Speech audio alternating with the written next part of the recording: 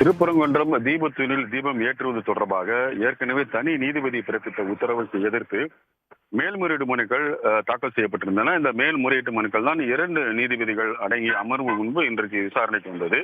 இன்று காலை தமிழக அரசின் சார்பாக அரசினுடைய தலைமை வழக்கறிஞர் ராமன் அவர்கள் ஆஜராகியிருந்தார். அப்பொழுது அவர் பேசுகின்ற பொழுது இந்த மலை வீச்சில் இருக்கக்கூடிய அந்த தீபத்தூண் அல்ல, அது ஒரு சர்வே கல் போன்று இருக்கிறது. அது மட்டுமல்ல, அதில் தீபங்கள் ஏற்றியதான எந்த வரலாறும் கிடையாது. அது மட்டுமல்ல, ஆகம விதிகளின்படி அந்த இடத்தில் தீபம் ஏற்ற முடியாது.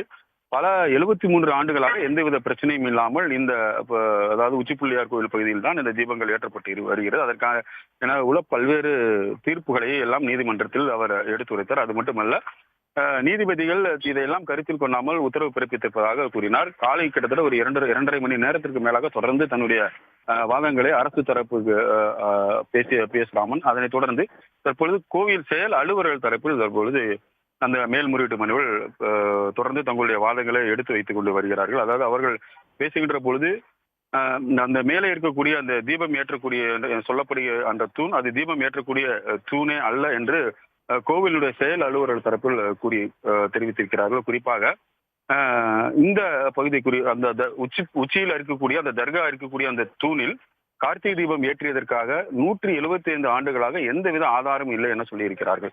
அந்த தர்கா அருகில் இருக்கக்கூடிய அந்த தூணில் ஒரு 175 ஆண்டுகளாக இந்த தீபங்கள் ஏற்றியதற்கான எந்த ஆதாரமும் கிடையாது.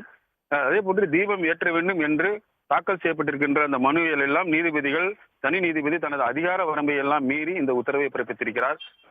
அனைத்து தரப்பு வாதங்களையும் கேட்டு நீதிபதி இந்த உத்தரவை பிறப்பிக்கவில்லை. முழுக்க மனுதாரருக்கு சாதகமான விவரங்களை மட்டுமே கருத்தில் கொண்டு அதற்கு எதிரான தங்களுடைய வாதங்களை எல்லாம் கருத்தில் கொள்ளாமலேயே முழுமையாக அந்த உத்தரவு பிறப்பிக்கப்பட்டிருப்பதாகவும், எனவே தனி நீதிபதி எதையும் கருத்தில் கொள்ளாமல் பிறப்பித்திருப்பது இயற்கை சட்ட விதிகளுக்கு முரணானது என அவர்கள் தங்களுடைய வாதங்களில் செயல் அலுவலர் தரப்பு வழக்கறிஞர் வைத்திருக்கிறார்.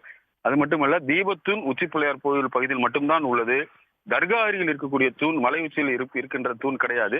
அங்கிருந்து தீபம் ஏற்றினால் கூட அனைவரும் பார்க்க முடியாது என தெரிவித்திருக்கிறார்கள். குறிப்பாக அறநிலைத்துறை சார்பாக திருவண்ணாமலையில் தீபம் சிறப்பாக ஏற்றப்படுகிறது. அதை பல லட்சம் பக்தர்கள் கண்டு பார்க்கிறார்கள். ஆனால் இந்த பகுதியில் ஏற்றினால் அனைத்து பகுதி மக்களும் பார்க்க முடியாது.